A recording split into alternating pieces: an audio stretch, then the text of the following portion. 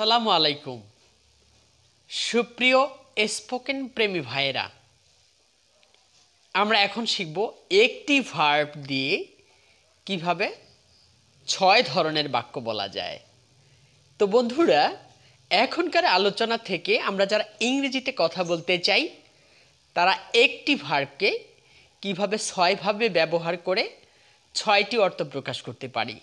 তো বন্ধুরা, আমরা যারা আমাদের মনের ভাবকে ইংরেজিতে প্রকাশ করতে চাই তাদের জন্য এখনকার আলোচনা অত্যন্ত গুরুত্বপূর্ণ এবং মজাদার। তো বন্ধুরা, দেরি না করে চলো এখনকার সেই আলোচনা উপভোগ করা যাক। বন্ধুরা দেখো, আমাদের প্রথমে আমরা যেটি রয়েছে সেটি দেখো হচ্ছে আই প্লে, আমি খেলি।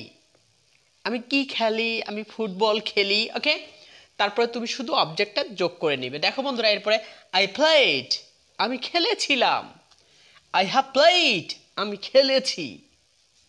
আই এম প্লেয়িং, আমি খেলতেছি। আই ওয়াজ প্লেয়িং, আমি খেলতেছিলাম। আই উইল প্লে, আমি খেলবো। বন্ধু চমৎকার! দেখো, একটি ভার্ব শিখে একটি ভার্ব ধরে আমরা কিভাবে ৬টি অর্থ প্রকাশ করতে পারি এই আলোচনা থেকে। বন্ধুরা, এভাবে একটি শিখবে, তুমিও ঠিক ৬টি করে ফেলবে। ওকে বন্ধুরা, এরপরে দেখো পরের ভার্বে আই গো, আমি যাই। আই ওয়েন্ট, আমি গিয়েছিলাম। আই হ্যাভ গন, আমি গিয়েছি। আই এম গোয়িং, আমি যাইতেছি। আই ওয়াজ গোয়িং, আমি যাইতেছিলাম। আই উইল গো, আমি যাব।